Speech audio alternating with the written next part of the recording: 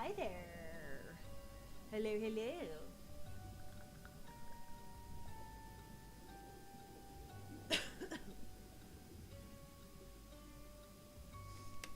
How's it going?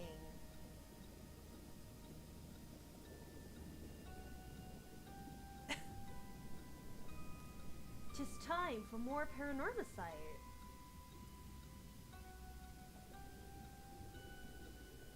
Hello to Frater, to Houston, and to Salty. Hope you're doing great. I hope you're doing great. Yeah, I've been really I've been really enjoying this week. I'm sad that it's over tomorrow. Um I'm kind of on a vacation. It's not like really a vacation because like I'm not going anywhere. I'm not like yeah, I'm not going anywhere. Like I'm just at home. But basically all the appointments that I had this week were like canceled. So I could just chill a little bit and catch up on some things. I really hope that I can get more of these because oh my god, that was like I needed that. And you're off the next 2 days. See, it's amazing.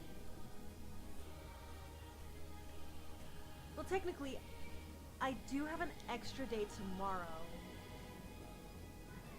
but it's because my mom and my brother are coming over for dinner. So I was able to also cancel that appointment because it falls like right as they come over. I did work on Saturday and it does mean I'll be working Wednesday to Sunday. Oh my god. I don't know how you feel about that.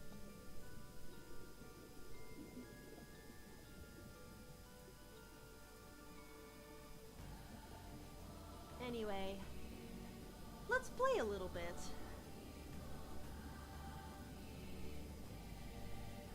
I'm gonna set a timer. Yeah, no, you're right. Okay, I'm gonna set a timer for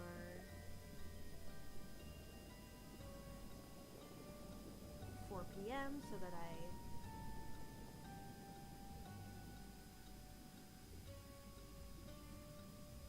don't go over time.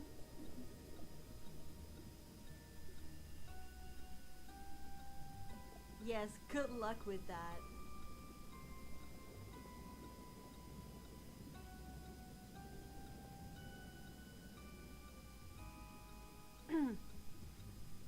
By the way, I'm not the type to recommend or not recommend games, but in my opinion, my humble opinion, unless you have an a wild amount of patience, do not play Blueprints. I've been hate loving this game, or love hating, whatever order you want to say. I'm getting so frustrated all the time, but then when I finally figure something out, it feels so good. But then there's another puzzle that I'm like, what do you mean this is the solution? That is so fucking dumb. Oh, the game really pisses me off in so many ways.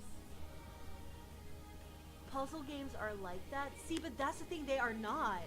Like, I have played so many puzzle games in my time, right? Like, point and click puzzle games, love. They're very streamlined, they're very easy, and usually it's obvious that there's a puzzle, right? Like, they will deliberately put like arrows and be like, there's a puzzle here. Even with games like Zero Escape, you enter a room, you go into a puzzle, like, and then it gives you like a little bit of a of an idea how you need to solve the puzzle. Like, it doesn't give you the answer, it just, like, helps you a little bit, like, what information do you need to solve this. Blueprints doesn't do any of that. Blueprints is just like, we're gonna scatter random hints throughout this mansion, and you have to be lucky enough to even draft that room, because it's RNG. Like, it's never guaranteed that you're gonna get the room that you need for the hint that you need. Anyways, back to a puzzle game that I do like and that doesn't piss me off. Just PMO. Sounds like a fun time. No, it's not. It is far from fun. Oh yeah, hello, you.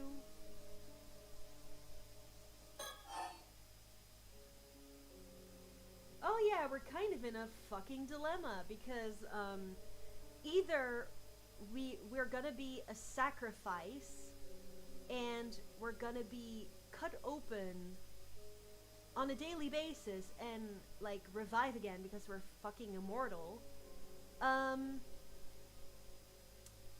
or people are gonna die and it's our fault. Yay! About the assassin. Anyways, yes. If this so-called assassin really has slipped in among the others, they're among us. Running around blindly like my old man won't get us anywhere. We don't have enough to go on yet, so it's hard to say anything for sure. Are we Natsuki Subaru without the social awkwardness? Basically. But at the very least, I'll be looking for people with regular contact with those off the island. Right. Anyone who rarely leaves the island isn't really likely a suspect. So that means people like Shotaro and me, who live off the island most of the time, are the most suspicious. Given the situation, yeah.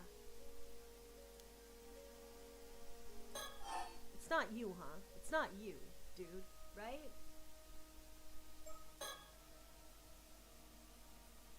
You know, it's also possible that the caller and the assassin are both working for Ankakudono. Wait, why would you think that? It's possible that he either never had the means to lift the curse of the raging waves like he promised, or never intended to hand it over in the first place. Oh, I get it. That way he could just get Sato without keeping his end of the bargain. Plus, he could also then turn around and pin everything on your old man. Exactly. Sharp as ever, Tsukasa. Thanks. Either way, if someone like that really is out there, we need to stay on guard. Definitely.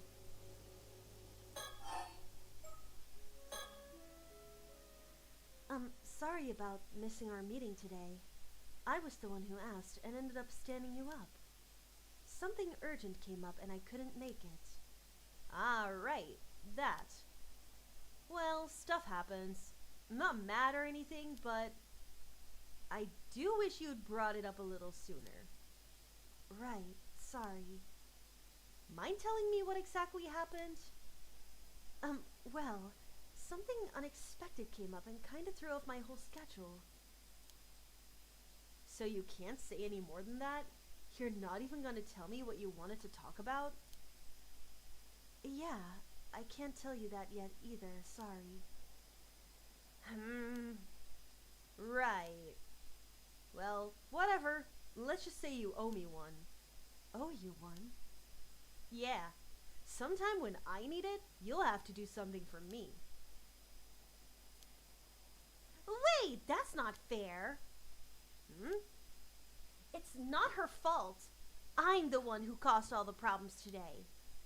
You see, I was actually the one who... Tsukasa, stop. This isn't the time for that. But if I don't, you'll... Whoa, whoa, whoa. Why do I feel like I'm the bad guy here? You're the one who didn't show up. No, you're not the bad guy. It really is my fault. I'm sorry. No, it's on me. Sato didn't do anything wrong. Okay, relax. For the sake of your friendship, I'll let it slide. Let's just reschedule for another time. Right, thank you. Thank you. Oh my god. Things are a little hectic today.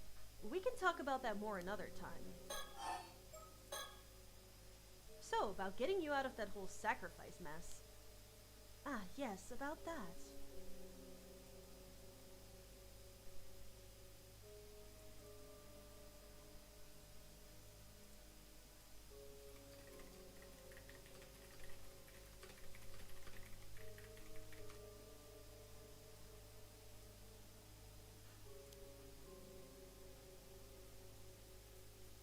I've been thinking, and maybe it's best if we leave for Tokyo together first thing tomorrow. Lay low for a while.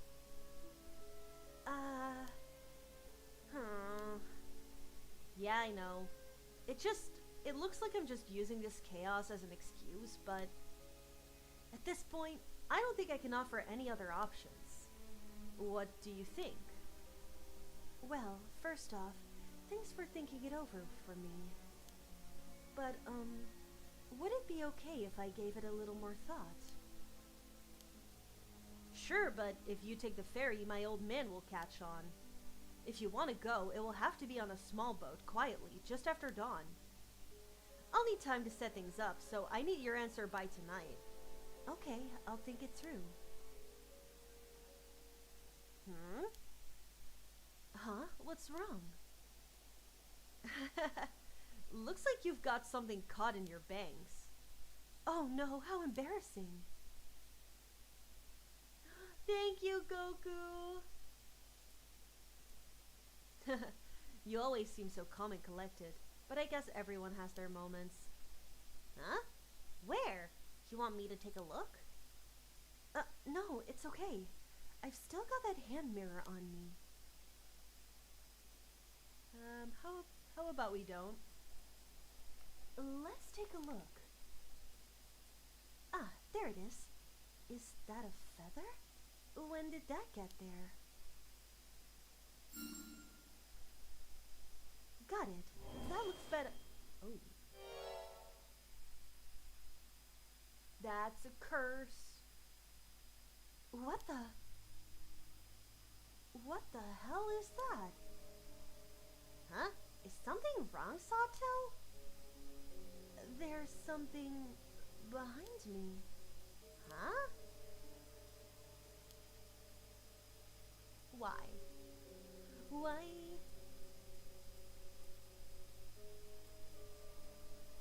I should check behind me.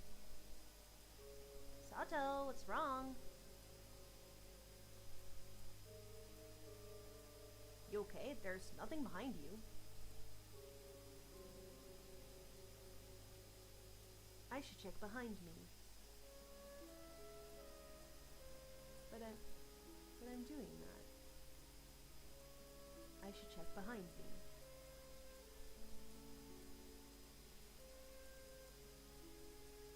Bird. Oh.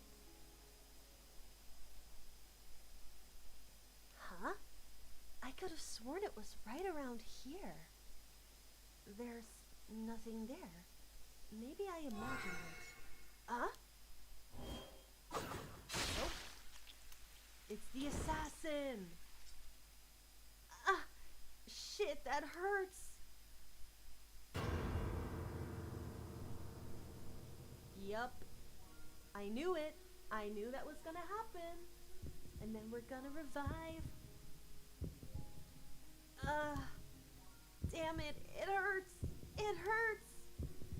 It got straight through me. My insides are on fire. This is it, isn't it? I just died.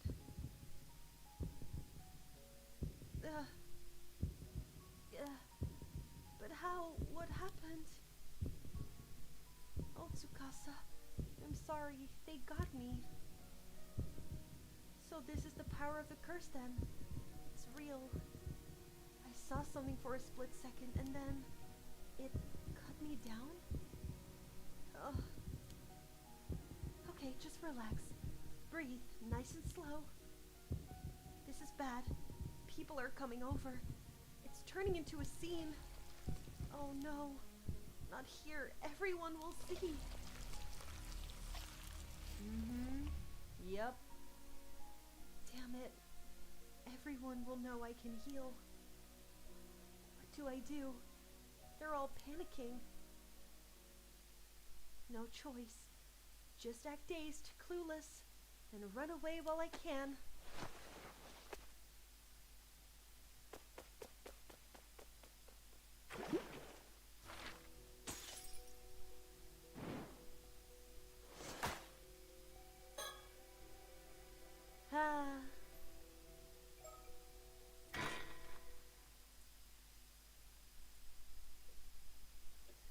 Life is great.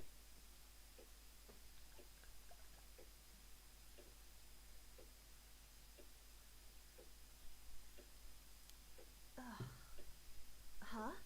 Was I asleep? Hi, Arlo. Oh, right. I got attacked out of nowhere right in the middle of Cho Street. Every time I come back to life, my head's always foggy and my memory's all over the place. Let's see.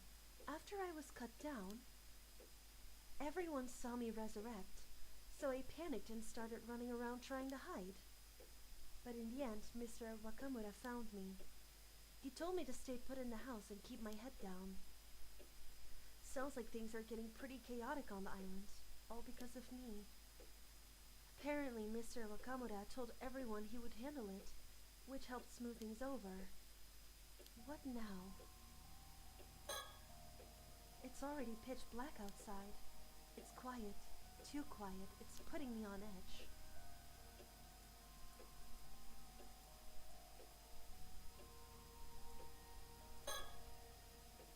The phone's quiet now. Let's hope it stays that way.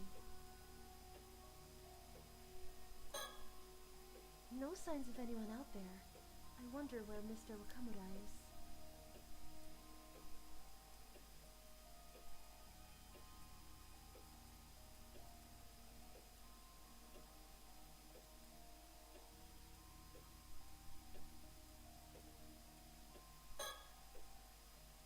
Kameshimaru is still in his usual spot. It's weirdly reassuring to see him.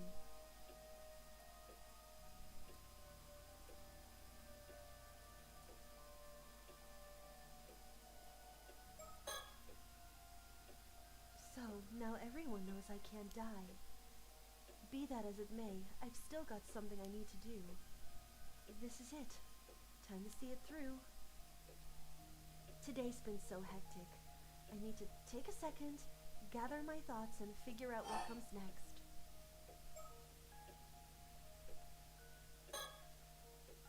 Earlier today, I got a creepy call demanding I turn myself in. They said if I didn't comply, an assassin with a curse would start killing people. I didn't go. And sure enough, later that evening, I was struck out of nowhere by some invisible slash and killed. Whoever did it was probably testing whether I'd really come back to life, while also showing off their power all in one go. And it worked perfectly. The island went into panic, with people both terrified of me for not dying and of the one who attacked me. If it really was an assassin mixed in among the locals that used a curse to do all that, we're in serious trouble.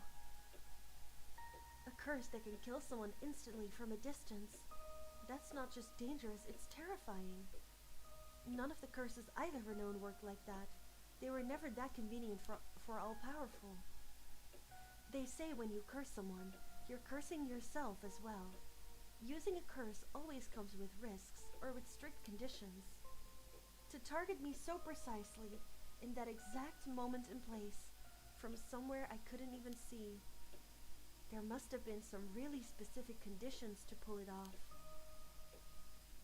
I should try to recall the curse slash that hit me, and see if there's anything else I can remember. Right now, over the southern sea of Kamishima, the curse of the raging waves is creating a huge storm that has started to churn the sea. They say it can whip up a violent storm without warning, the kind that can flip a boat in an instant. Mr. Wakamura plans to hand me over to Uncle Kudono to find a way to stop the curse.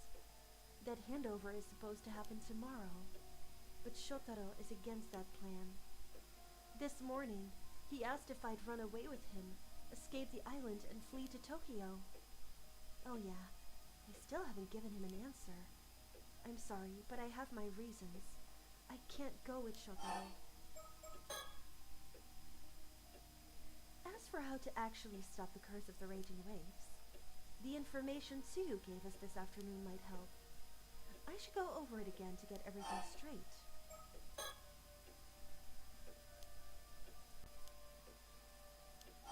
Okay. It seems that Mr. Wakamura still hasn't figured out who the assassin is either.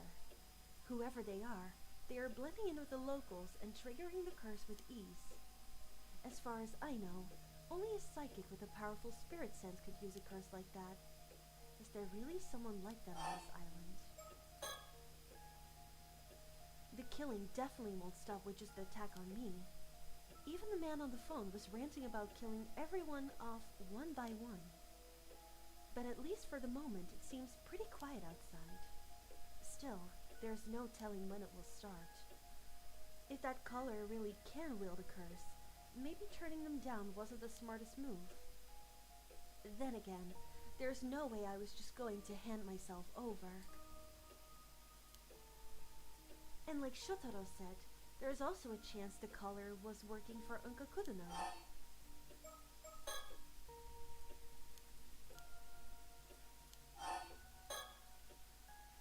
Earlier today, after Mr. Wakamura told me to wait here, we snuck out and went to talk to Tsuyu. We learned some rather important info there. Are you kidding me? Wakamura's fixing to hand you over to Wakamura's fixing to hand you over to someone to try and break the curse of the raging waves. Treating people like they're nothing but tools. That's just plain awful. Exactly! But if we can figure out how to lift the curse ourselves, then maybe it won't come to that. If you know anything about the curse of the raging waves, please, we need your help. Well, of course. I don't know what I'd do with myself if we lost Yusato.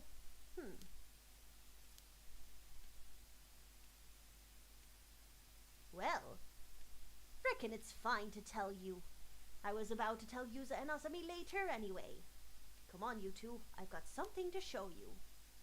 I promised I'd tell Yuza and Asami tonight, but there's something I need to check, so I'll fill you two in first. Hi, Dark. I'm playing Paranormasight. It's been so interesting so far. Oh, thank you.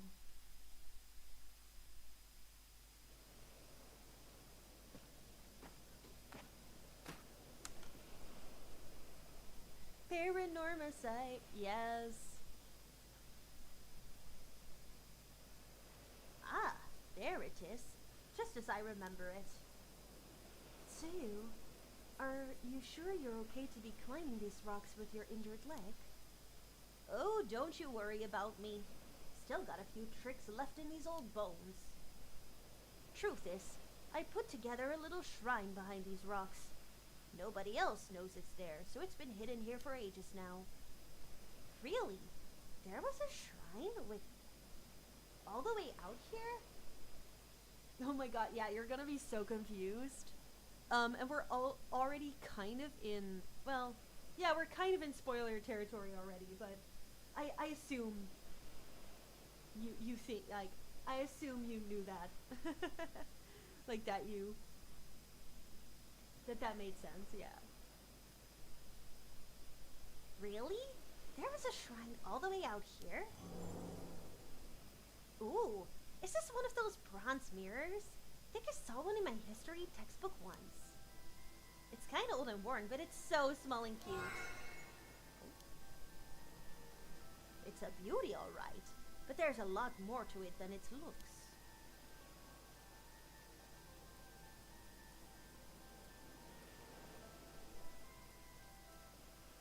I wanna find the bird. I guess there's just not a sticker here. The sound of crashing waves and the distant roar of the sea fills the air. The weather is so nice, and yet something about it has me on edge.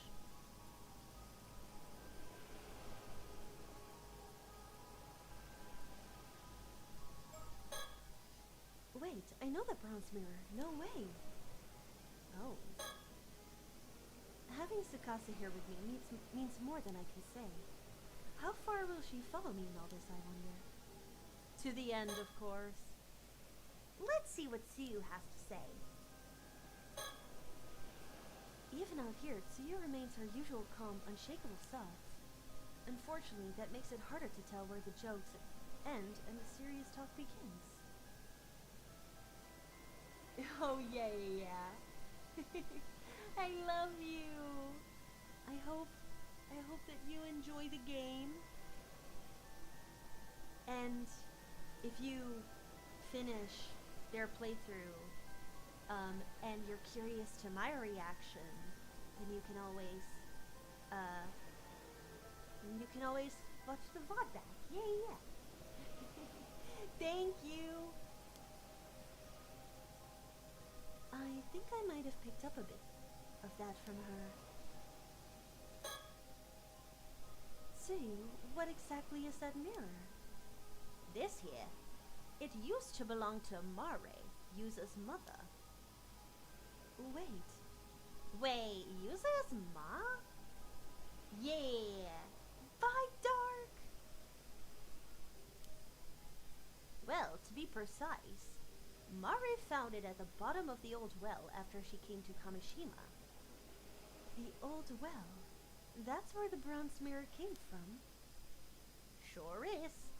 Though I don't know much beyond that, I'm afraid.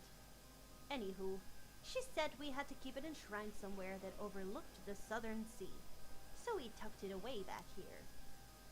It was here even back when Mare was still alive, so that's gotta be near 20 years now.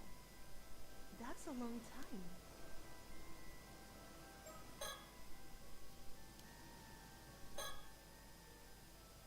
So, does that mirror have some connection to the curse of the raging waves? Sure does. Listen, all I'm about to tell you is just what Mare once told me. But I trusted her with all my heart, so I'll speak as if I know it all to be true. Yes, of course.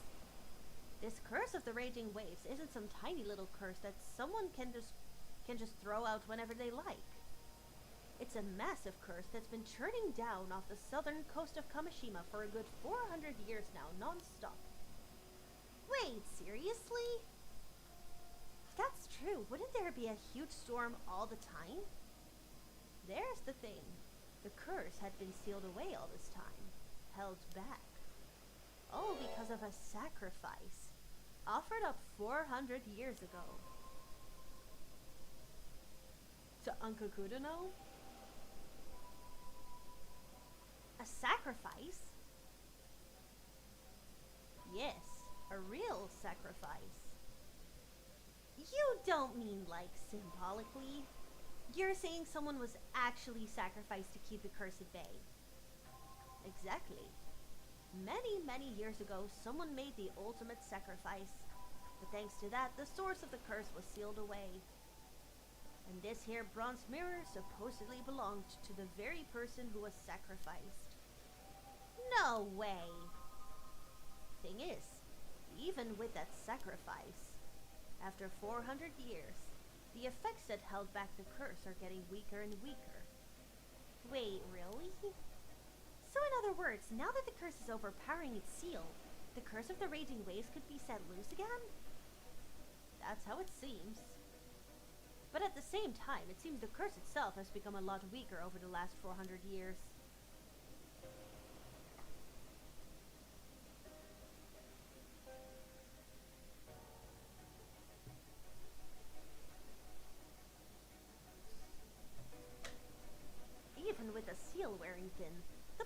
this bronze mirror has been able to keep it at bay. It's managed to hold back the curse of the raging waves for the past 10 or so years. The mirror doesn't hold a candle to a real sacrifice, but still it's got enough power to suppress the curse. Right, so if it wasn't for that mirror, the curse might have already swallowed up the island. But if that's the case, Mari wasn't a curse bearer trying to unleash the curse at all. In fact, she was the complete opposite. She found the mirror and was trying to hold it back, right? Well, that's true, but it ain't quite the whole story. What do you mean?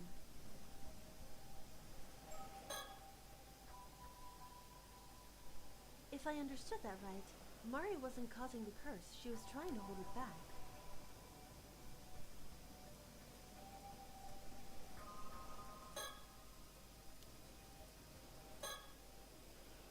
To explain what I mean, I need to tell you about where Mari came from. I thought no one knew where she came from. Sorry for keeping it from you. The truth is... Yes. I mean, that's not a surprise. Mari was a descendant of a place called Taishima, an island that was wiped off the map long ago. Wait a sec, Taishima? Isn't that the place where the curse of the raging waves started after it got invaded or something? That's the one. Hold on.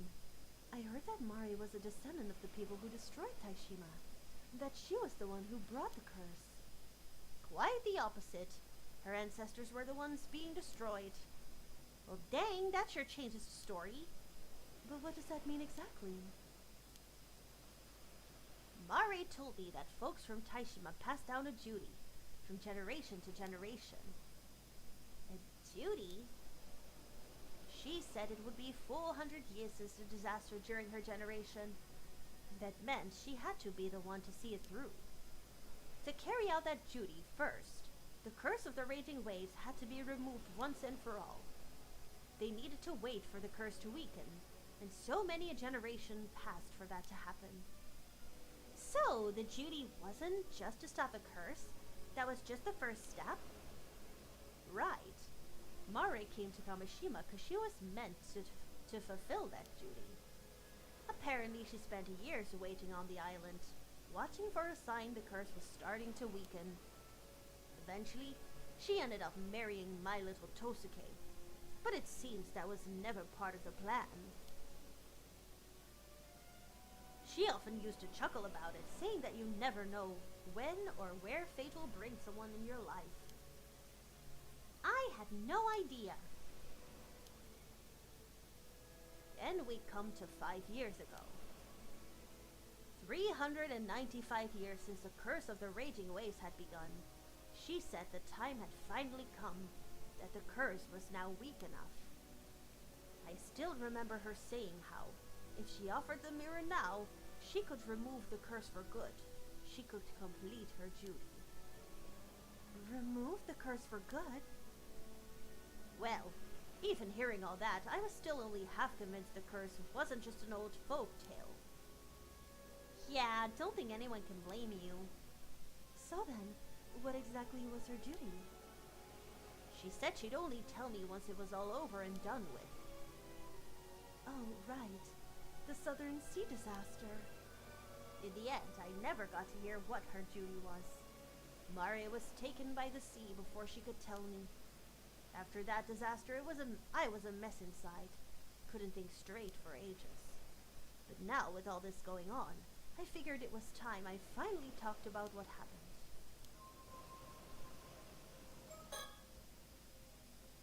The duty the people of Taishima were meant to fulfill 400 years later. What could that be? That day, 5 years ago, out of the blue, Mari suddenly said the time had come. She headed out to sea, bronze mirror in hand, ready to end the curse once and for all. But you know the rest. I reckon she failed to do it. She failed? And then that triggered a storm and the whole disaster? That's how it looks. Thinking back, It hadn't quite been 400 years yet. Maybe she rushed it, felt like time was running out. I think she tried to end it, and the curse just lashed back, causing the tragedy. I know folks want to blame her, but I could never really say anything to stop them. One curious thing though. Mare took this bronze mirror with her when she set out. But when Yuza was the only one found alive, he had the mirror on him. Maybe that's what saved him. Just him by some miracle. At the very least, I'm grateful he came back safe. Yeah, when they found Yuza that day, I remember bawling my eyes out. I was so relieved. After that, I offered a little prayer of thanks to the mirror and quietly returned it to the shrine in the bay. For the next 5 years, there was no sign of the raging waves. Everything stayed calm up until now. That does explain a lot. But there's still one thing I can't quite make sense of. What's that? I know she took Tosuke with her as she was the one who handled the boat. As he was the one who handled the boat. But I never understood why she would take little Yuza with her too. Yeah, that is a bit odd. Yuza says he doesn't remember a thing, so we'll probably never know the truth. Not to mention that Mare's so-called Judy also still remains a mystery. All that's left is this bronze mirror, and 5 long years since then. Darn. I kept hoping that maybe, just maybe, the curse of the raging waves would fade away on its own. But now they say it's growing stronger again, and I have to say the despair is setting in. So something just came to mind. What is it, Tsukasa? Yuza is Mari's son, right? So that means he's also a descendant of Taishima. What if Mari passed on the duty to him? Taught him how to deal with the curse? Oh, that's a good point. Maybe she brought Yuza along just in case things didn't go as planned. To carry things on if she couldn't. Now that you say it, that actually makes a lot of sense. Truth is, I've been wondering if that boy is starting to remember something. Oh? It's not exactly an easy thing to bring up to him, you know. But since we're finally talking about all this, I figure it's time I ask him straight. I see. Though honestly, Yuza couldn't hide anything from anyone, let alone from us. I thought the same. That boy's as transparent as glass.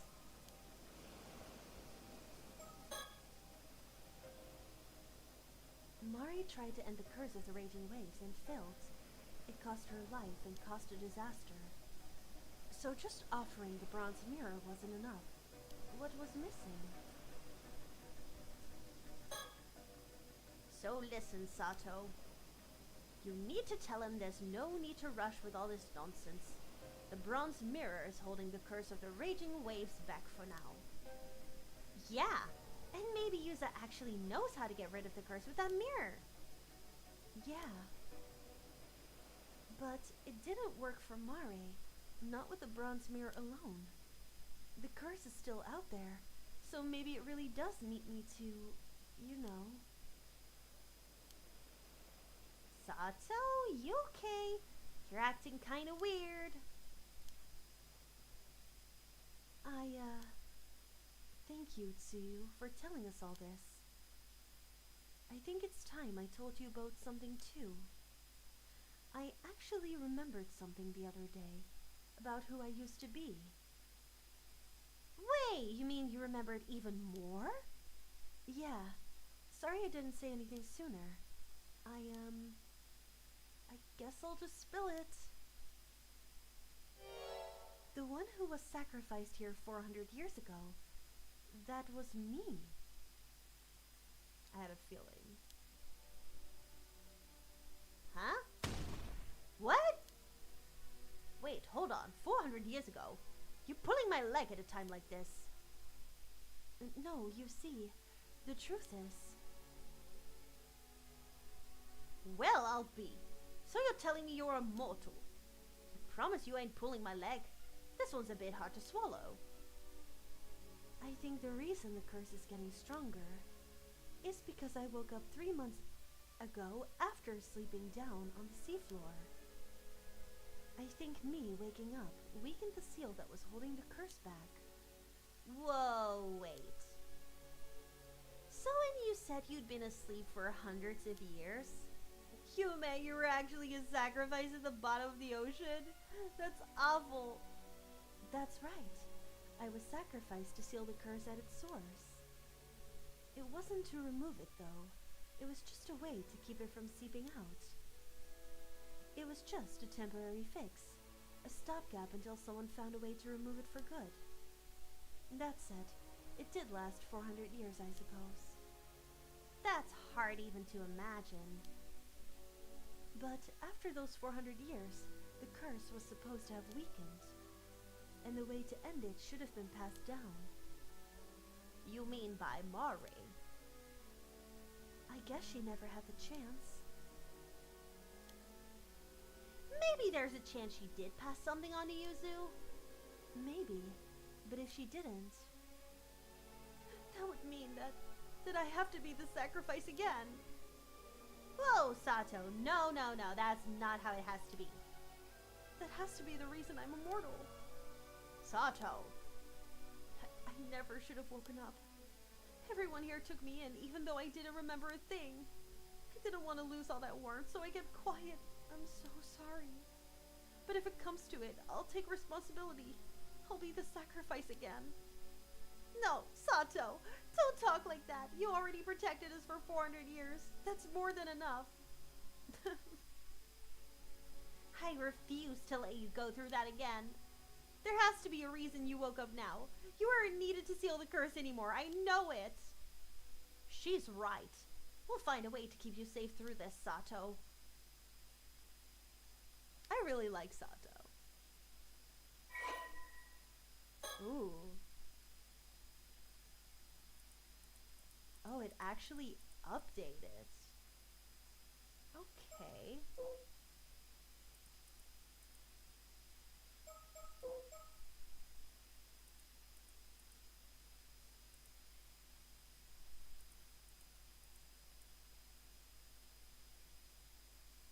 Ah, okay. So it put this here.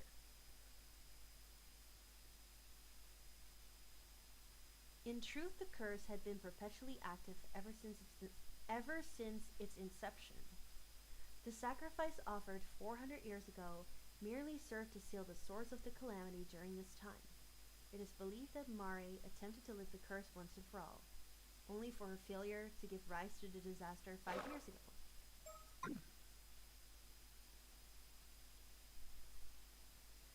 I got a bit overwhelmed back there. But Tsuyu and Tsukasa both told me that there was no need for me to be the sacrifice. Still, I can't help but feel I have to do something. Of course, if there's anything I can do to avoid being sacrificed, I'll do it.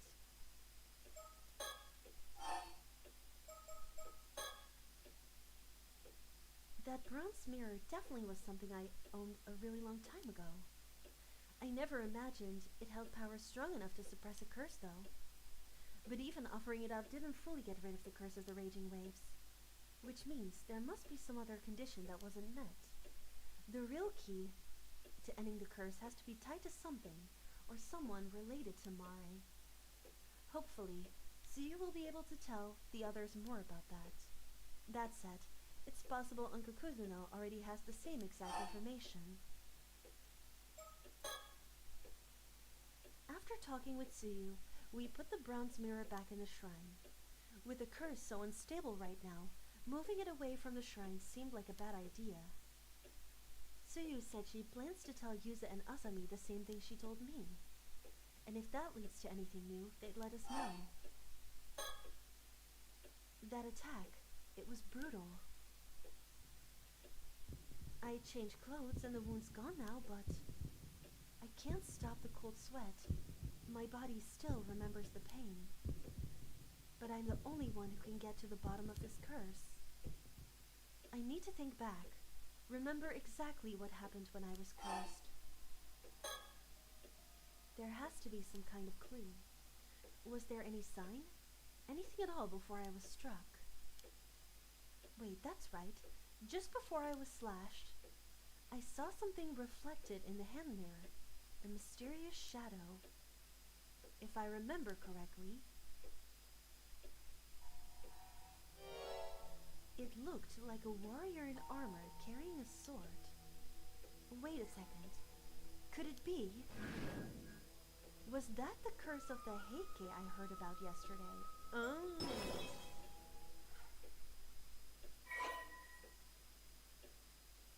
Interesting. Alright. A curse that delivers a single hate-fueled strike from a sword. And its shadow was already there before I was hit, which means if I can spot that armored warrior shadow again, it would mean the assassin using the curse should be nearby.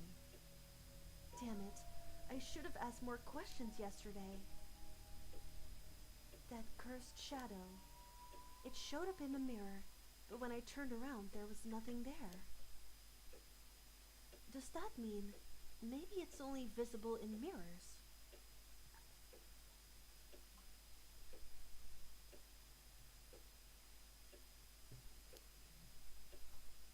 If that's true, I might be able to use this Kameshimaru hand mirror to spot the shadow before the curse strikes. I could go looking for it with the mirror. Maybe I should practice a bit. How about no? I don't want to do that. Okay, here goes. Yeah, looks like I can use this mirror to search for things behind me. Let's do a little practice first.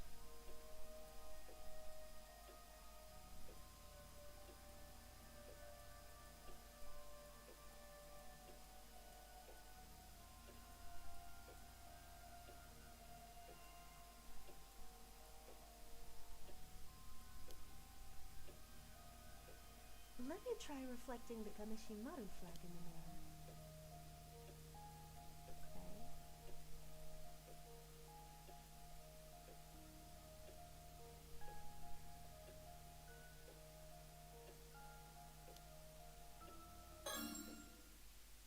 Ah, there you are, Kameshimaru. Okay, this works.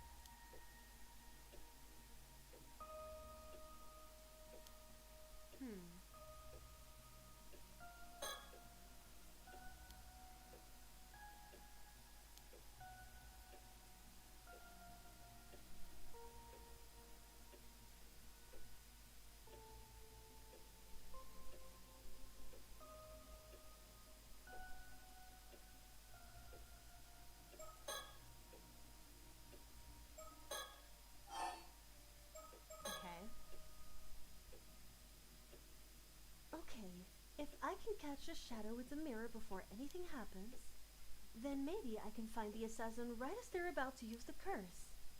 Wait, one problem. If anyone on the island sees me now, it will just cause more panic. I'll have to stay hidden while I move around.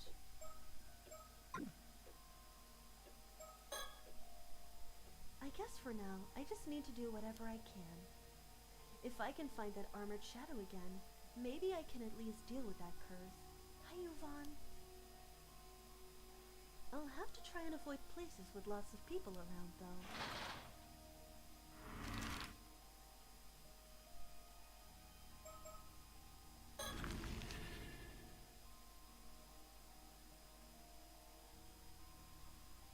Damn.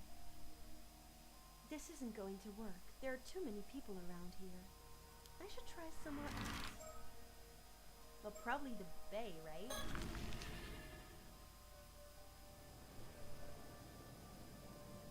Yeah. This area seems pretty empty. Time to take a look around while I have the chance. I don't like that though.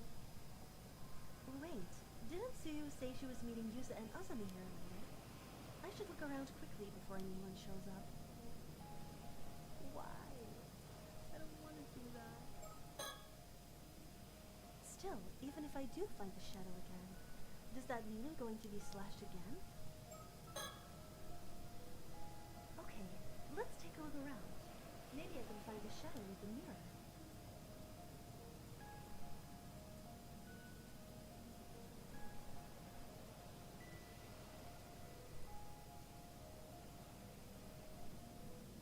Oh, hello. What the? It's there, I saw it. As I thought, I can't see anything directly, but it was right there, right by those rocks. Which means the assassin should be nearby.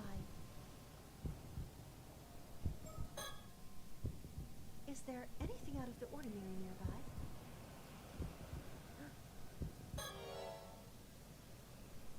Huh? Who's that? Damn it, they took off. Didn't look like anyone familiar. Wait!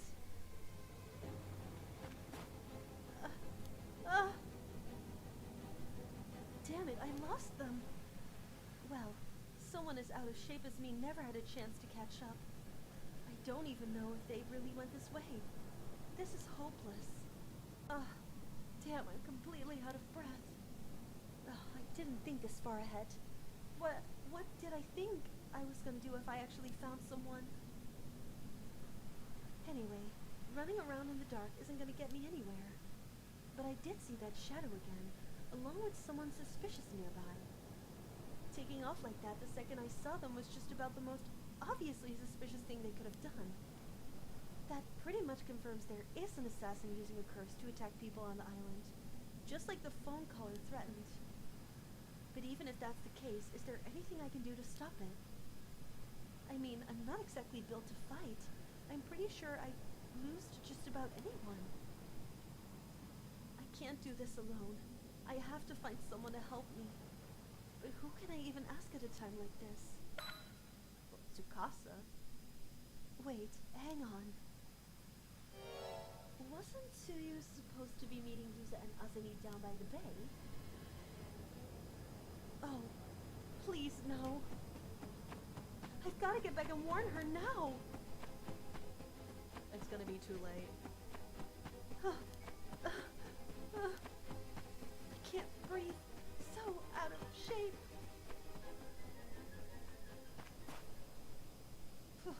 I'm here, barely. Yep. No. No, no, no, no, no. No! Suyu? Suyu, wake up! Was I too late? No, this isn't happening. Wait, what about Yusa and Azumi? Weren't they supposed to meet her here? There are footprints. Maybe they ran to get help already. Suyu! No. This is the same wound as mine. It's hopeless. She would have died in an instant. There's nothing anyone can do. I'm so sorry. I'll come back though. I'll make sure you're properly laid to rest.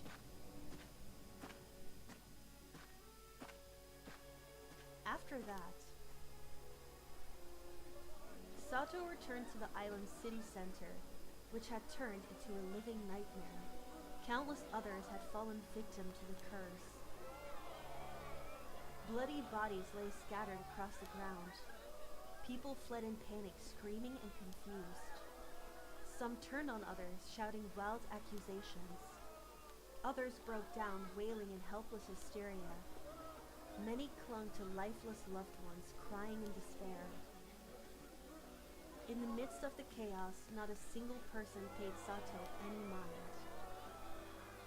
Sato Shiranami wandered through the devastation, overcome with guilt. If she had only done more, maybe this tragedy could have been prevented.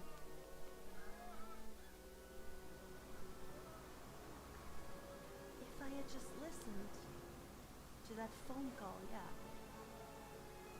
Exactly. If If I had just done what that damn phone caller had told me, none of this would have happened. This is all my fault. It's all because I dared to hope. Hope that I could keep on living. This is all wrong. I was never supposed to be here. It's all wrong. This body, my life, maybe it's better if it just ends. I'll surrender to the assassin. Right now. If that stops any more people from getting hurt.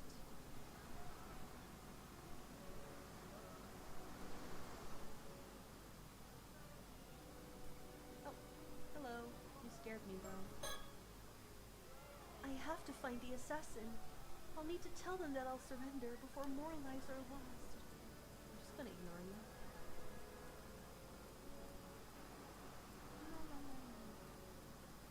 Fine.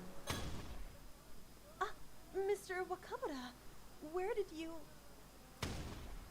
Sato, where is Tsukasa? Tell me where Tsukasa Awa is, right now. Huh? Tsukasa? Why Tsukasa? Can't believe I missed it.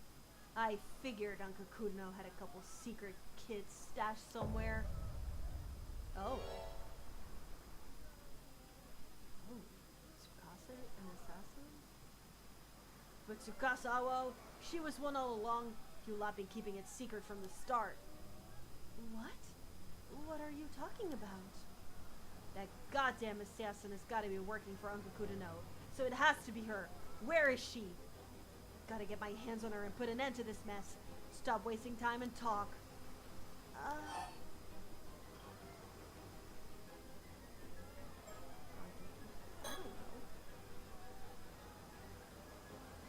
If she's hiding, she's probably at the Kantakisho ruins. But I can't tell him that. If he gets there first, Tsukasa will be in trouble. I think she's down by the southern bay. The bay? Got it. That was close. I've got to find Tsukasa before he doesn't warn her. No time to waste. I don't think it's Tsukasa, though. Someone's here. What the hell? Sato? Ah, right, right. Makes sense with the timeline. Sato, Yuza just... Both of you need to get out of here. It's dangerous here, hurry. But what about Yuza? There's no time, just go.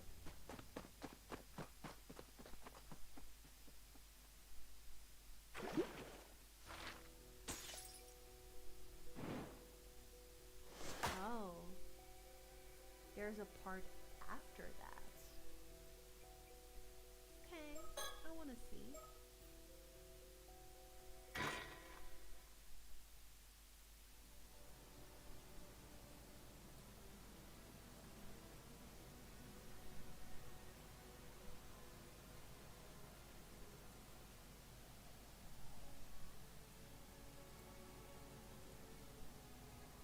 Damn it, what the hell is going on?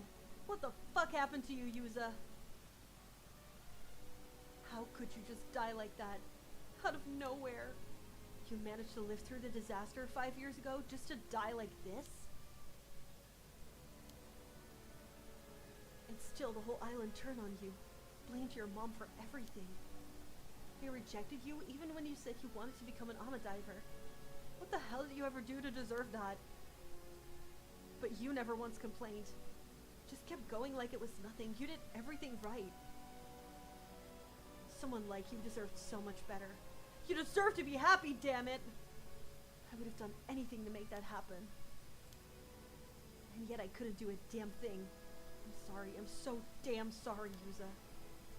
This shouldn't have been the way for you to go. How could the gods think this is fair? How? Hey, Tsukasa. Sorry, I know this is a terrible time. But there is something important I need to tell you. Yeah? Go ahead.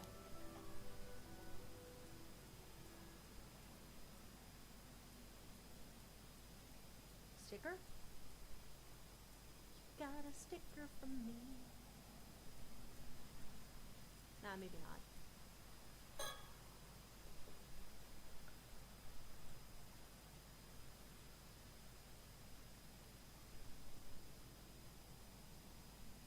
There aren't many people around here, so it's nothing like chaos in town. It's so quiet here. It almost feels like the whole nightmare earlier was just a dream. If only that were true.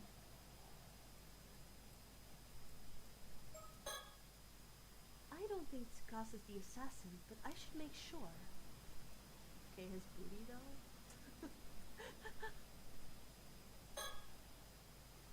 I should leave him be for now.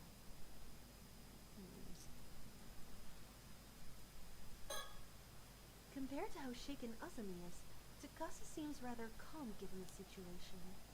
She's probably wondering why I'm staying so composed right now, too. Try to stay calm and listen, okay? Huh? I spoke to Mr. Wakamura earlier. Apparently this Unkakudo person might actually be your father. Oh. Huh? Wait, what? Wait, are you serious? You're saying my pa, Yamashina, is Unkakudo? That's what he said. I'm not sure if it's true or not. But Mr. Wakamura's already made up his mind. He is convinced that makes you the assassin. If he finds you, you'll know what he'll do.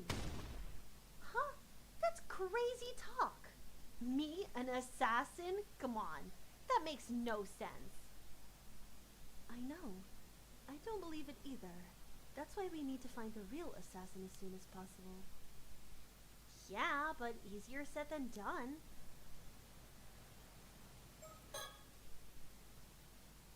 I have to find the assassin quickly and let them know I'll surrender. Every second I wait, more people are dying. But I can't tell Tsukasa or Azumi about my plans to surrender. They'll just try to stop me. Okay. Sato is a little bit dumb right now. Because if we really think that Tsukasa is the assassin with a curse, then we can just pull out the mirror. I hope we do that in a second. Like, just pull out the mirror, prove it's not her. Sato! Suyu's gone, and so is Yuza. Yeah, I never thought it would come to this. I'm scared. What are we supposed to do now? I didn't manage to find out any more about the curse of the raging waves, but right now we have to find the assassin. Earlier, down by the bay, I saw the curse shadow again, as well as someone running away. Wait, the shadow! Sorry, I need to check something curse-related real quick. The curse? Alright, earlier Huh? What is it? Are you trying to remember something?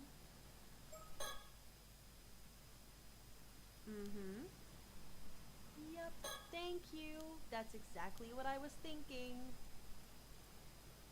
Oh, what if it's Azami?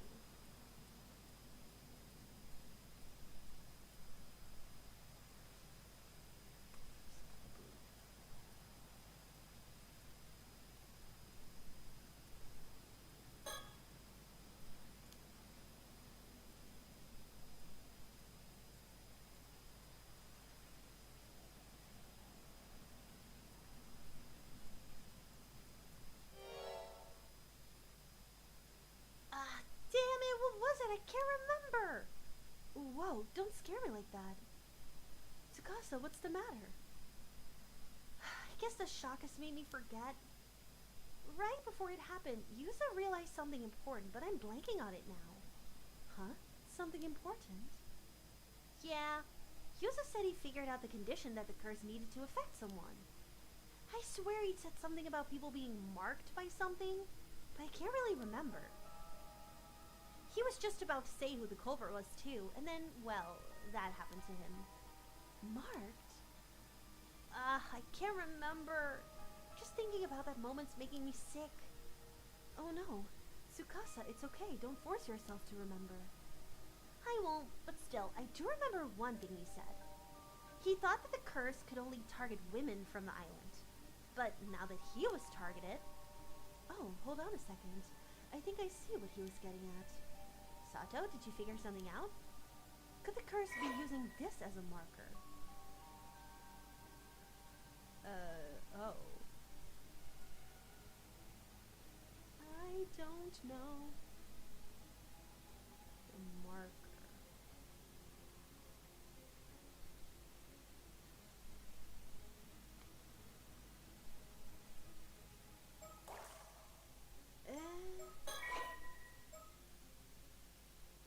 Okay, well, I can't do that. I have to go to the next person. Alright. Yumiko.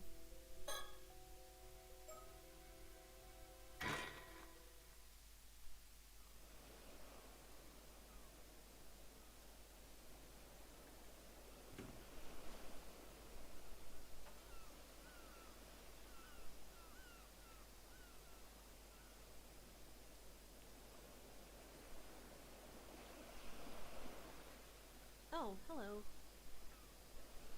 Mrs. Shiki, there you are. Sorry for calling you all the way out here. Not at all. Thank you for bringing the case to our attention. I hear you got an unusual corpse on your hands. Well, forensics aren't here yet, so I honestly don't know whether it can even be called a corpse or not. But I do know it will cause a stir if anyone catches sight of it, so right now we're just trying to keep the busybodies away. I sure am glad it happened while you were still here, though. What with you being from the Tokyo Metropolitan Police and all.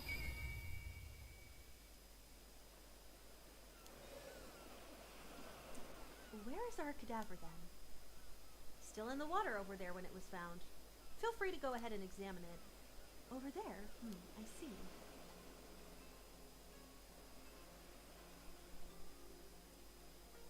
Hello. This is Soto Kiryu. He's worked with me as my assistant for a long time now, although he usually makes his living as a psychic detective. He's not officially with the police, but with my assignments being what they are, he has special permission to accompany me on investigations. Beautiful, beautiful man. Oh. Okay. Psychic detective. An independent psychic who makes his living as Japan's only psychic detective. Soto has no permanent residence, instead traveling throughout the country for training and resolving any metaphysical incidents he comes across. Something which eventually led to him gaining his current moniker within the industry. Although he has a calm and taciturn personality and is possessed of a sharp mind, he is surprisingly sensitive by nature. However, this trait does not extend to mercy towards spirits and other phenomena, which he often ends up subduing by force. Primary spiritual abilities. Curses. The ability to use particular curses to inflict harm or otherwise negative effects on others. Effects range from forcibly binding a target in place to dealing fatal wounds. The stronger the curse's effect, the greater the burden on the user. Shagun. The ability to see the face of a deceased individual from their remains, allowing for a recreation of their features via portrait sketch. Only a small piece of the deceased remains is necessary to use this ability. However, enough of the thoughts and desires of the dead individual must remain for it to be effective. The Feast of Shadows. The ability to create a domain in which the potency and range of certain types of spiritual abilities are increased. Only effective at night. Soto himself is able to create a domain up to 1 kilometer in range. That's really cool. Soto's family runs a small shrine dedicated to a certain Onmyoji from the Sengoku period. This Onmyoji is said to be an ancestor of the Kiryu family, which may explain why their bloodline has produced many individuals with a strong spirit sense over the years. Soto was born with an exceptionally potent spirit sense, even within his lineage, leading to his abilities catching the attention of the legendary psychic Itensai Shiki when he was 8 years old. Itensai subsequently took him under his wing as as his protege, or prodigy. Protege. And Soda underwent rigorous training under his watchful eye. Even now, he is always quick to respond when summoned by his mentor's wife, Yumiko Shiki, and often supports her during her work. He also has a keen interest in swords and is extremely knowledgeable about blades from all countries and eras.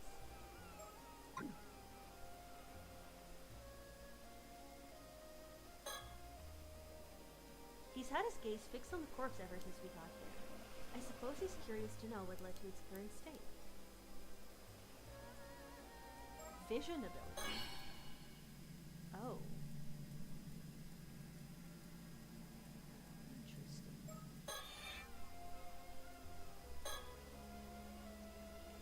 This is Futamigura, the coastline just northeast of Izu City.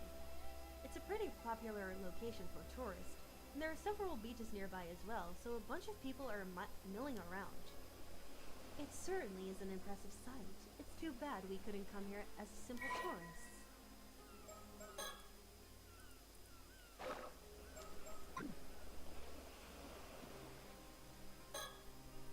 The sound of the waves and the buzz from the onlookers fills the air around us. I suppose it's inevitable that the police being around would draw people's attention. I just hope it doesn't cause a commotion.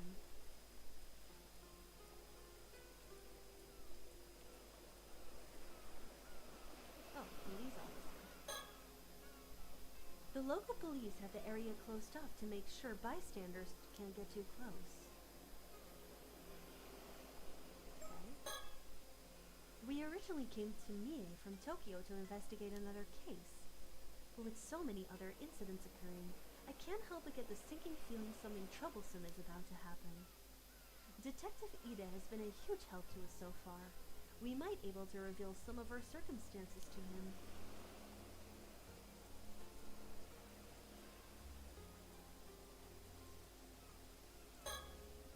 This is Masaru Ida, the detective from the local police. He's acting as my point of contact while I'm over here, as well as providing any support I need. I don't doubt it's quite a troublesome assignment. There are a lot of things that need to be kept secret for one. But he's been very good at not prying into the particulars while doing what needs to be done. Occasional grumbling notwithstanding. Given what this case has ended up involving, though, those particulars may not end up remaining undisclosed for much longer.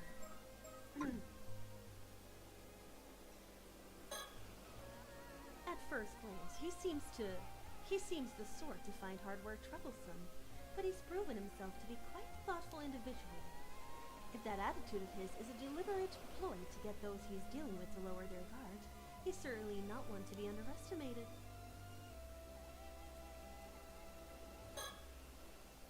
Is there anything that stands out to you so far, Soto? I'd like to get a better grasp on the details before saying anything, I think.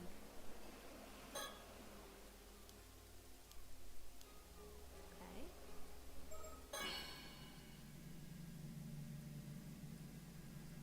I want to know what this means.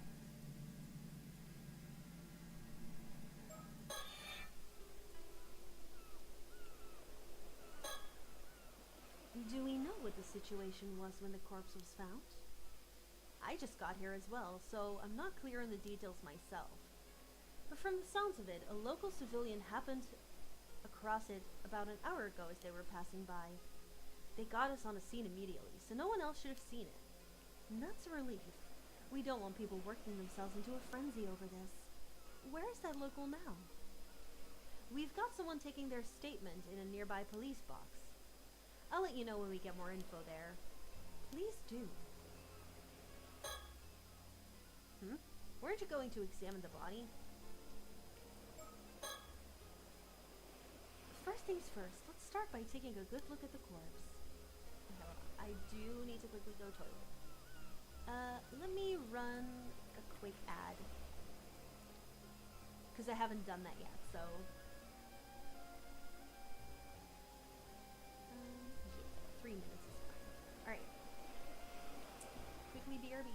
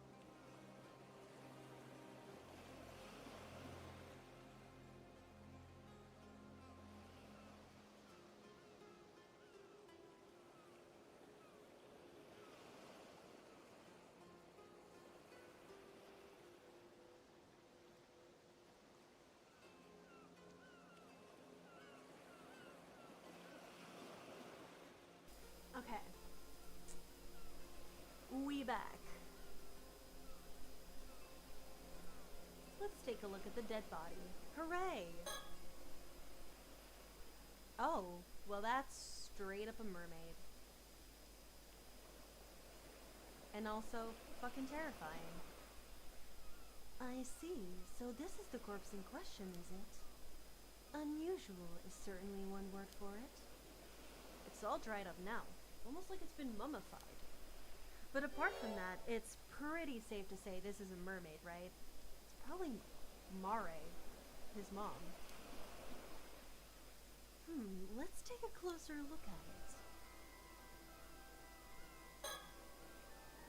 As you can see, there's no doubt it has a human head. That's the main reason we went ahead with treating it as a corpse. That makes sense. I can't imagine anyone would have seen a creature like this before, after all. If it really is a mermaid, wouldn't this be a pretty huge discovery? It's not the sort of thing we'll be able to make public, that's for sure. I don't suppose we have any way of confirming their identity? Their identity? Given the state of the body, it would probably be difficult to confirm based on facial features. But we might have a chance using dental records. Though, that would depend on if they ever had a dental exam. I see, that makes sense. Honestly, I'm kind of leaning towards it being a fake of some kind. What do you think? It's true that many of the mermaid mummies discovered were ultimately found to have been man-made in origin. Interesting. You won't find me complaining if it is. No need to investigate a fake corpse after all. Maybe that's being too optimistic, though. We'll just have to see about that, won't we? When I first saw this expression, I thought they must have died in unbelievable agony. But at the same time, I can't help but feel like they look almost satisfied. Could just be my imagination, though. Satisfied, It would seem like the fish half of the body begins from the shoulders downward. All the mermaids I've ever heard of have had the fish half start from the waist down. If it's a fake, then maybe whoever made it didn't do their research. Really? Several of the mermaids described in old Japanese legends had their faces as the only human part, though. Seriously? Guess that makes me the one who didn't do their research, then. If this really is a corpse, I wonder when they died. I doubt their body would have ended up this desiccated if it had been in the sea this whole time. You think there's a possibility that they died, shriveled up into a mummy-like state, and then their body fell into the sea and got washed up here? It makes for quite the enigma, that's for sure. There's no sign of any external wounds. I can't see anything that could have caused their death, at least. The body's lower half is identical to a fish's tail. If this was a fish, it'd be a pretty huge one.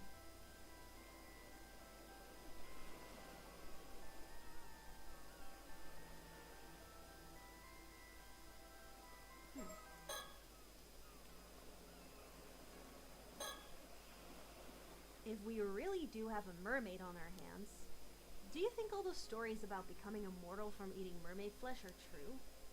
Oh, so you're curious about that too, Detective.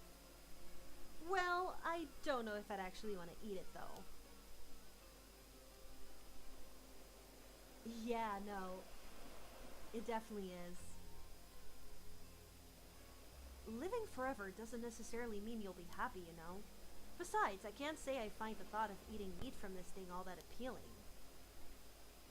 I see. I suppose that's a natural response.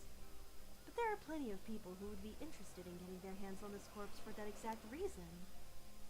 I can see that. We might even have people fighting over it if it gets out. All the more reason to try and keep it hidden. Did he already finish it? I feel like he might be further than me. At least, like, I don't know about playthrough-wise.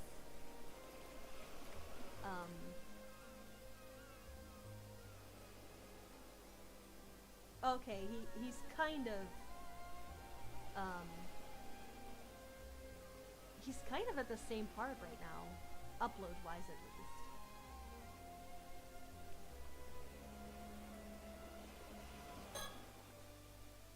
I think we have a decent grasp of the situation now. What's your opinion, Soto? First of all, based on the state of the corpse, I think it's safe to say this is another case of the curse of the Forsaken Fish. Some of the residual curse energy is still lingering around the body. Just as expected then. I suppose that's no surprise. Huh? What was that just now? We'll try to explain our understanding of the case so far, Detective. I realize some of it might sound a bit absurd, but please bear with us. This corpse is neither a fake, nor could it be called a mermaid. It is the remains of a human, one transformed into a fish as the result of a curse. What? A former human. And a curse too? It's pretty hard to know what to say to that. One thing's for sure, that's not going to fly on the case report by itself. Mind explaining a bit more for me? Of course. Let's start with an explanation of our circumstances then. I'll let you handle the explanations, ma'am. Of course, leave it to me. In return, I'll be counting on you to handle the report. Confound it.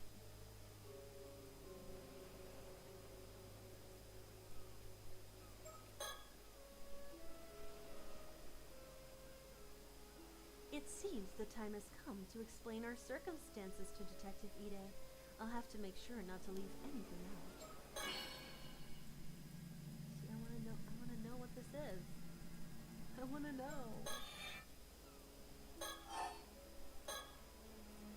First, I suppose I should start with a brief explanation of the department I work for.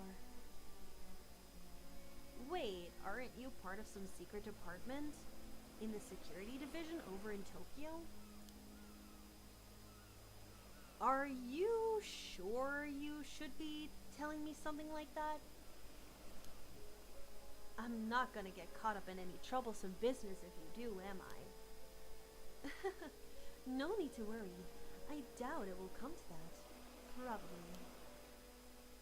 Our work is mostly kept a secret because it's something of a pain to find people who will accept, let alone understand, the circumstances each time. But you've been very supportive so far. So, I can't imagine that will be a problem. Well, if you really insist, go ahead, I guess.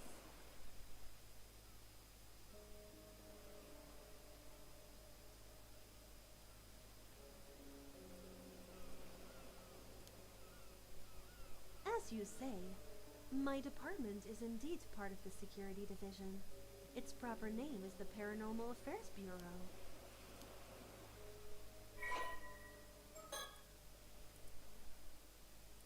That's pretty.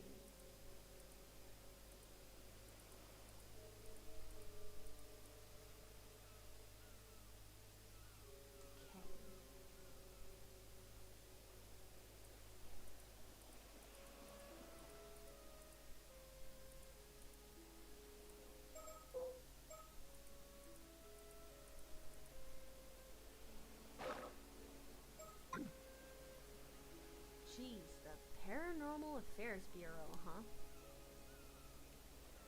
Though if there really are cases of spiritual phenomena causing harm around the place, I guess it's not that hard to believe there'd be some sort of organization to deal with them within the police. Precisely. I'm glad you're so quick on the uptake. Well, after seeing that corpse over there, there's not much else I can do but believe it, you know? Oh, does that mean you have spirit sense or some other sort of psychic powers? Not to any notable degree, I'm afraid. As I mentioned, I'm primarily a housewife. If you ask me, I would rather sort this all out and get back home to my husband as soon as possible. Right. Soto here was my husband's protege when he used to work as a psychic, though. He helps me out on any work I'm assigned to. I'm responsible for handling any spiritual work that comes up, yes. Spiritual work, huh? Hearing you say that like it's just another job really makes me feel like we're talking about another industry entirely. But if you really are just a housewife, Mrs. Shiki, why are you working for a special unit like that?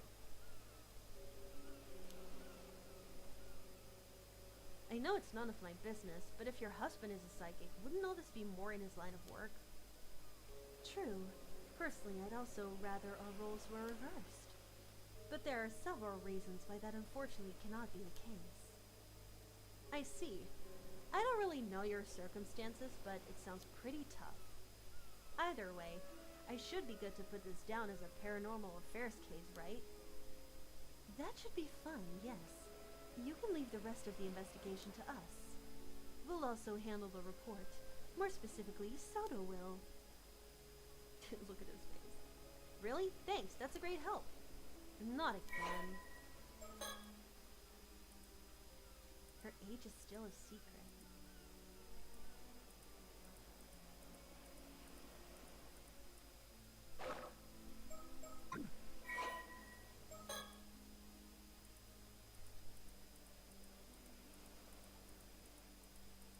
Alright, spirit sense.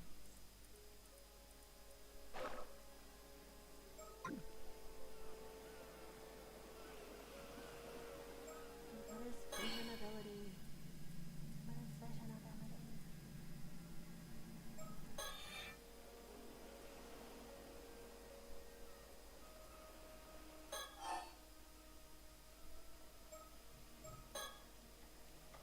So,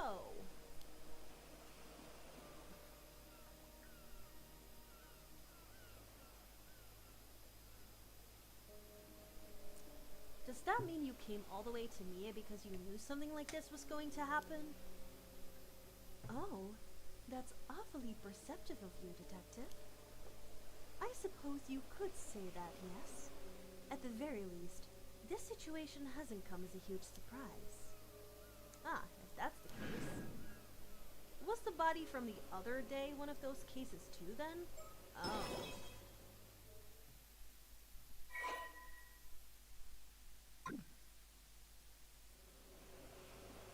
It was indeed, yes. Seriously? That does sound like a pain to deal with. I bet our chief knew all about this when he assigned me to the case.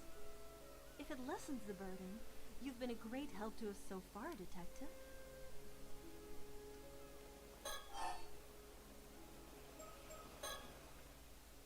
I don't mind occult stuff, so I've been asking all these questions out of curiosity. But it's probably best I don't get too involved in all this paranormal business, right? You must have had a good reason for keeping it under wraps after all. I think that would be wise, yes. Still, I never would have thought that there's a curse out there that can turn people into fish. And it only half worked, so the victim ended up looking like a mermaid. That's bound to cause misunderstandings. The curse is originally meant to turn a person's whole body into that of a fish, you see. But the victim died before the transformation was complete, so it stopped before it could reach that point. The vast majority of the mermaids discovered over the years are either man-made fakes or victims of the same curse. I see. To be honest, a part of me was kind of excited when I first saw what it looked like. I thought that it might mean there are really mermaids out there, you know, exactly like the ones you hear about in stories. I'm afraid we can neither confirm or deny things there. Oh, I get what you were asking about the corpse's identity now. It's because you realize they used to be human, right? That's right. Very recently, too. The transformation likely happened yesterday, or even earlier today. What? That recently? Someone could end up in a state like this after just a day? They certainly could. Seriously, these curses sure are scary. I'll get forensics to take a look when they get here then. Please do. The investigation in question has worked on paranormal affairs cases before, so they shouldn't need any explanation. Ah, right, the case from yesterday. Great, that should save us some effort then.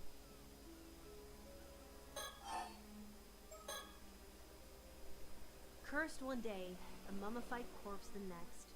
Sure is a scary world we live in. You know, I sometimes find myself wondering if I have a bit of a spirit sense as well. There have been times I've caught sight of strange things when walking down a road at night. And when I looked into it later, I found that the place I'd walked by had been the site of an accident or the like. Oh, that might be the real deal then. It's definitely a possibility. I would advise not going too close to anything you see of that nature. It becomes easier for them to target you if they realize you're aware of them, you see. Geez, what would happen then? I guess I'd end up possessed or something? There is that danger, yes, in the event you are possessed. You may find yourself afflicted by headaches, muscle stiffness, and hallucinations. Memory problems and impaired thinking are also not unheard of. Ugh, headaches and muscle stiffness definitely rings a bell. I hope it isn't the work of some spirit.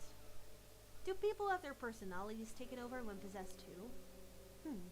It may be possible with spirits who had a very close relationship to their target, such as if they were siblings or were a parent and child. But you almost never hear about people being taken over completely. The negative effects I just mentioned are primarily caused by two parties not being in sync. That's good to know, I think. Even if a spirit were able to successfully possess someone, it would only be able to pressure them to behave in ways that wouldn't be unusual for the individual in question. I see, but in that case, there's no way of knowing whether you're behaving that way of your own will or not, right? Exactly. Hence the prevalence of cases where people don't even realize they're possessed. Huh, so that's how things work here. As far as I know, I haven't been having any problems like that though, so I think I should be fine. Ma'am? What is it? Perhaps I could use my shotgun ability and see if it produces any results. Ah, that's an excellent idea. I almost forgot we had such a handy trick up our sleeve. Shotgun, what does that do? Patience, detective, you'll see soon enough. Right.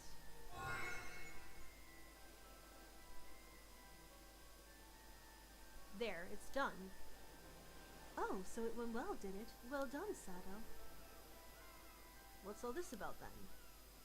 Soto can see the face of the deceased from a piece of their remains, however small. He can then sketch their features based on what he saw. Ah, so that's how you got a sketch of the victim in that other case. An ability like that would be priceless if we could use it on the force, you know. Well, I hear it doesn't always work, so it's unfortunately not foolproof. So, what did our victim look like? It's kinda like Mare, or like Sato. About that, I think it might be faster to see for yourself.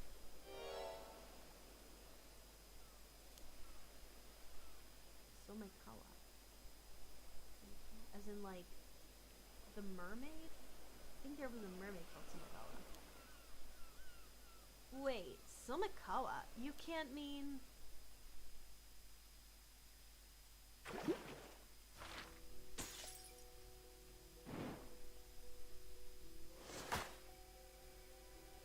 That's interesting.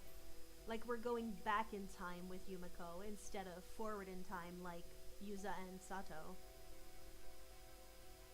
Because with Yuza we started all the way here. And then with Yumiko we started here and then we're going backwards.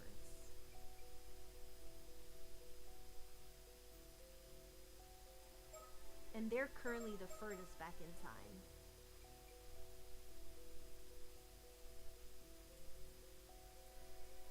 Okay. One moment. My mom will be here in a sec, so I'm just gonna find something for her.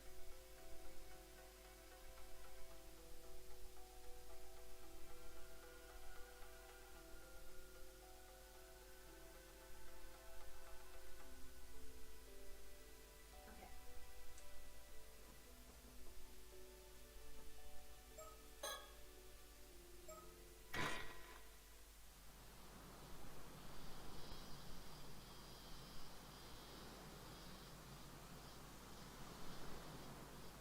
Welcome, ma'am. I've been waiting for you. The site where the bones were found is a little ways offshore from this beach. You went ahead and started the investigation, I see. Thanks for that. Not at all. You clearing everything with the local police meant all I had to do was arrive and inspect the remains myself. To get straight to the point, there is no doubt Signs of a curse are clearly evident. The skeletal remains are tied to a supernatural incident.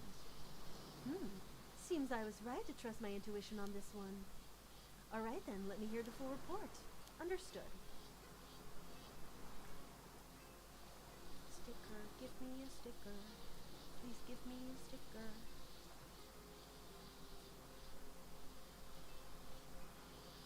Really? No sticker? This would be a perfect place for one.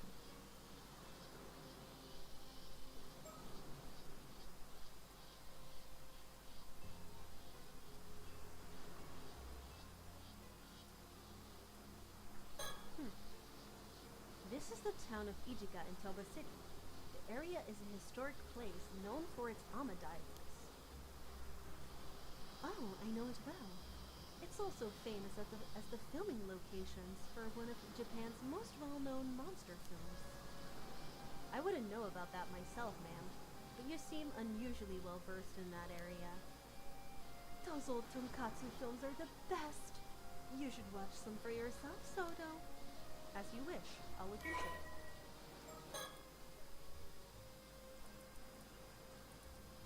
Pretty.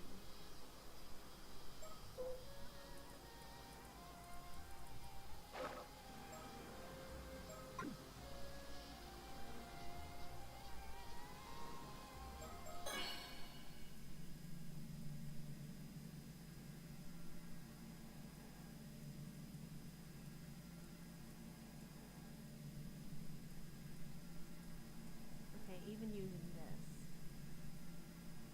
I don't see any stickers. A diligent and earnest young man. His mentor, my husband, has nothing but praise for his skills, so he has my complete trust. I know I shouldn't rely on him too much, but he's so good at noticing the finer details that I can often find myself doing so. I had already planned to come here to Toba and Mie Prefecture together with Soto on another case, but the news of the skeletal remains being found in the area caught my eye, so I sent him ahead to investigate. As expected, it turned out to be the result of a curse, likely a troublesome one at that.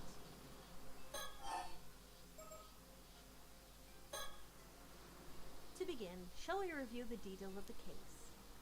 Is that really necessary? Summarizing may help us notice something we missed.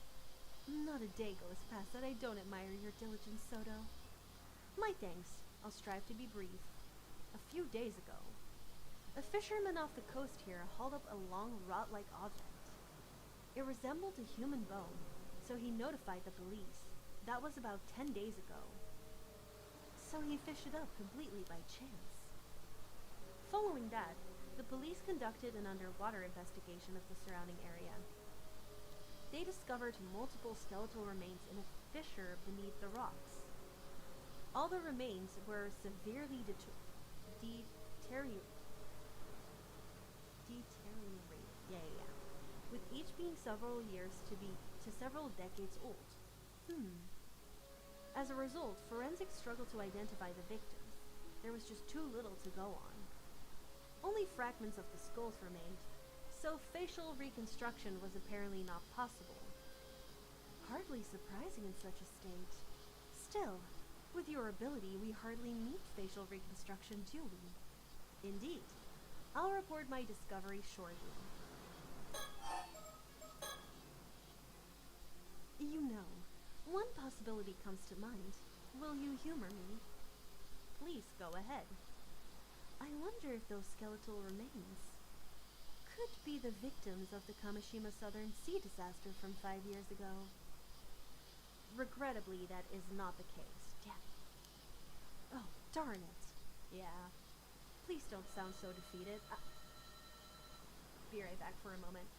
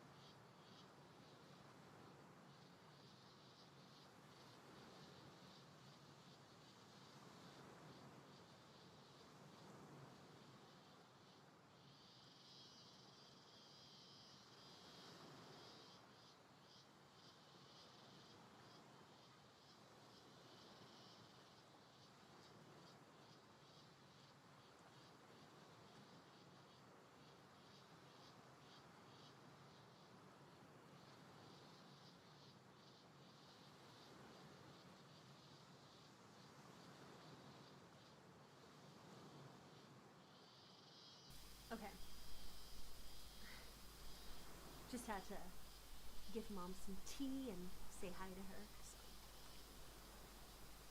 Thank you. I got 10 minutes, I think. Yes, 10 minutes. Please don't sound so defeated. Forensics confirmed 5 bodies in total, but they said that each had decomposed over a different length of time. Oh? Meaning they didn't all die at the same time? Correct. The most recent appears to date back 6 years. The others go back some 10 years before that, and another 10 and another 10 and so on. So, roughly 1 body every 10 years. Indeed. I imagine that any older remains may have simply decayed entirely.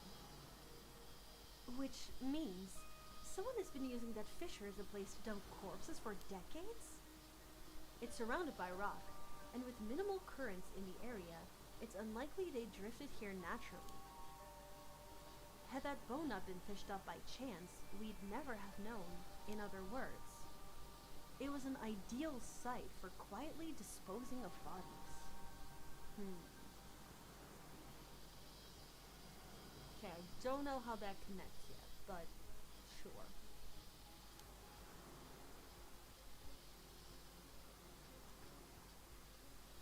So this was no accident. Someone did this.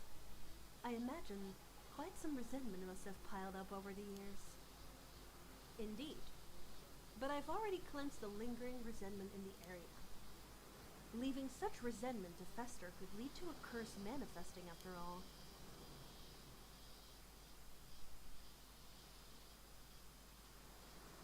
Efficient as always.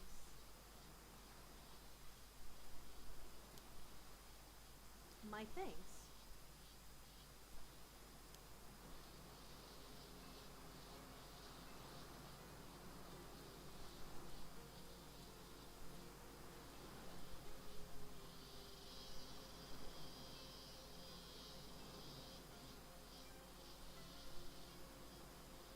The surroundings are so cool. The gentle animation of the waves, like, ah.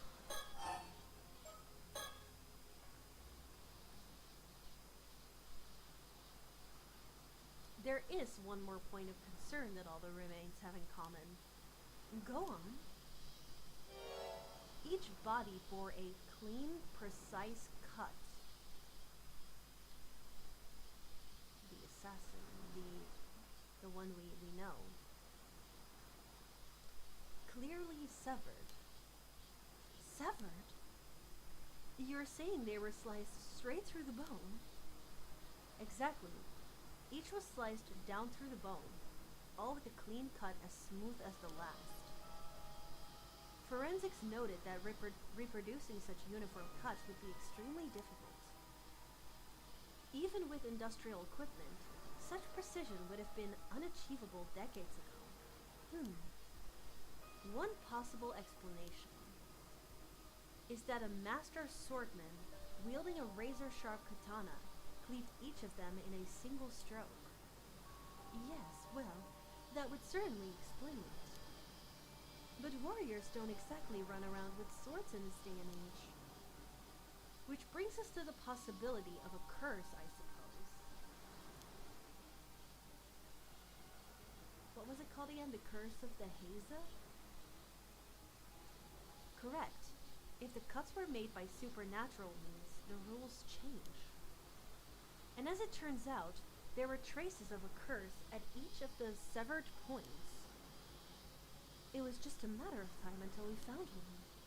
Also, for the briefest moments, I glimpsed a curse echo that looked like a warrior in armor. There we go. A curse echo in armor. Yup. Judging from the crest on his armor and given our location, it appears to be a curse tied to the Haika. Oh, Haika, not Haisa. Haika. Right, the Haika. You are familiar with the Haika, I assume. Yeah. Of course I am. The Haika was a clan that took part in the Genpei War during the late Heian period, correct? Exactly. I'm glad you know. That makes things easier to explain. The Haika were defeated by the Genji during the Genpei War and were ultimately destroyed. The tale of the Haika preserved just how prosperous they were before they fell. Many who lived through the downfall carried deep regrets. Their resentment is especially persistent.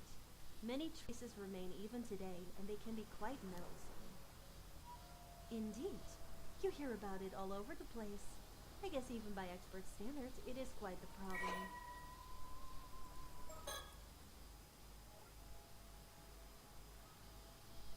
Why do I feel like this is somehow gonna be a puzzle or something?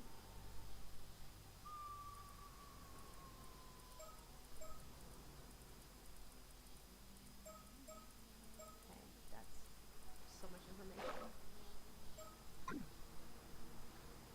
What's more, the katana that Curse Echo carried. I believe it may have been the famed blade, Nukemaru. Nukemaru. Yes.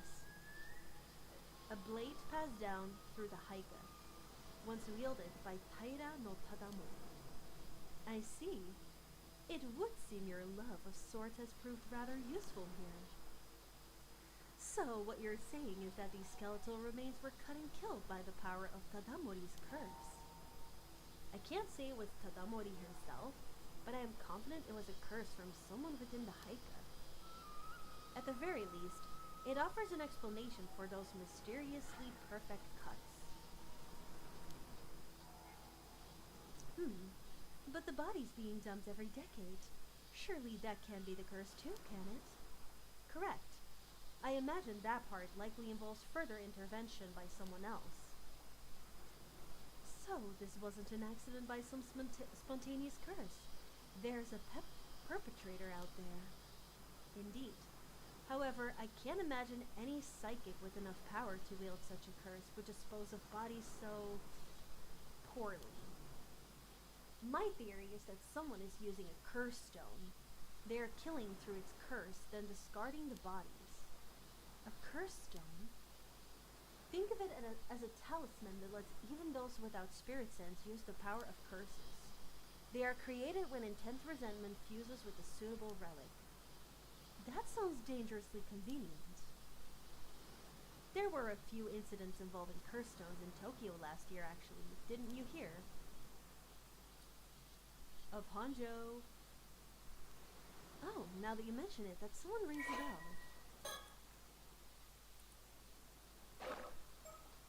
We know what those are. So, in short, whoever's behind this possesses a stone imbued with Haika's curse. They use it to kill someone roughly every decade, dumping the body into the sea. Yes, that aligns with the evidence. Thank you for the summary. He's so tall.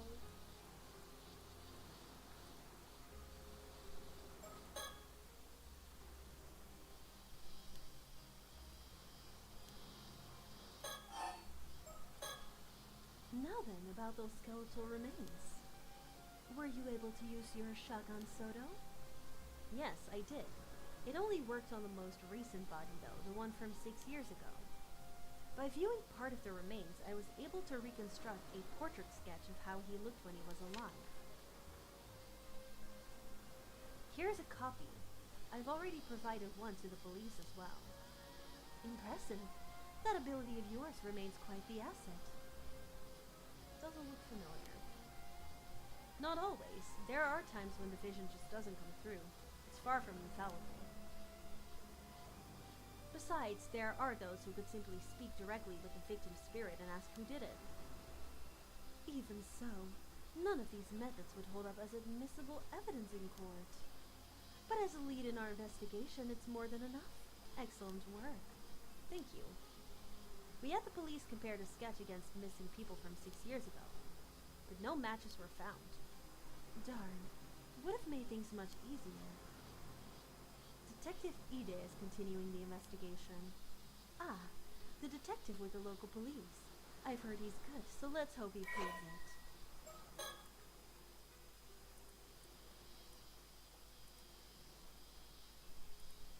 All victims are male.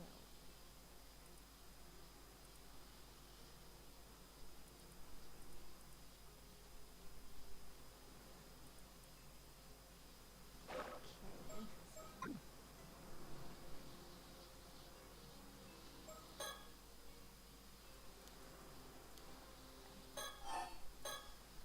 Say, Soto, that sketch of yours. Maybe we should show it to some of the locals. Ah, good point. Someone might someone might recognize him if they were around here 6 years ago. If we can identify the victim, it could help us trace the one who used the curse.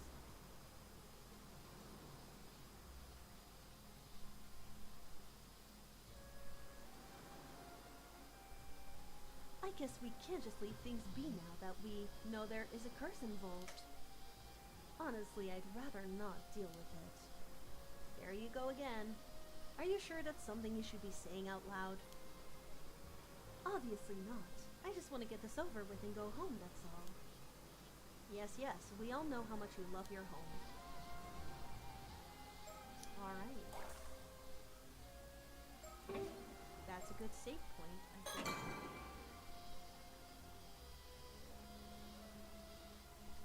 Wait.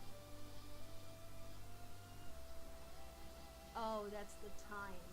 I thought that was like how long you've been playing. I was like, wait, that doesn't make sense. It's like the time you save. Yes.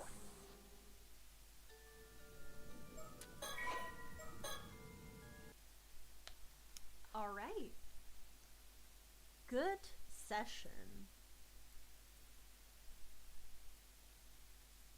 Let me run another quick ad and then I will check who to raid. Oh, there goes my alarm.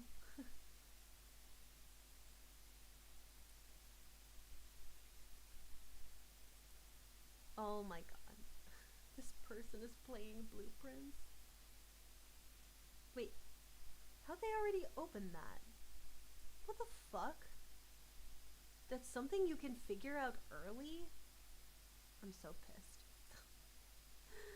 It's been so difficult for me.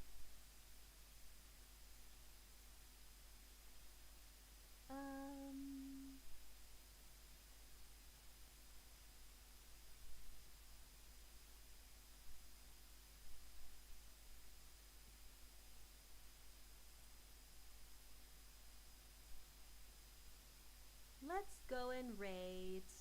Let's do Moiselle.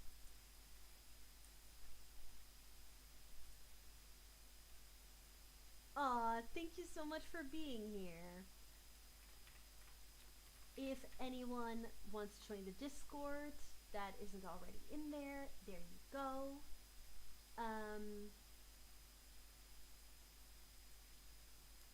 Then we have the raid emojis. And that's it. Alright. Time to say hi to Moiselle. And yes, farewell everyone. See you on next stream, which will be tomorrow at the same time as I streamed today. For more Paranormasight. Should be exciting. Alright. Take care everyone. Stay cozy. Bye bye.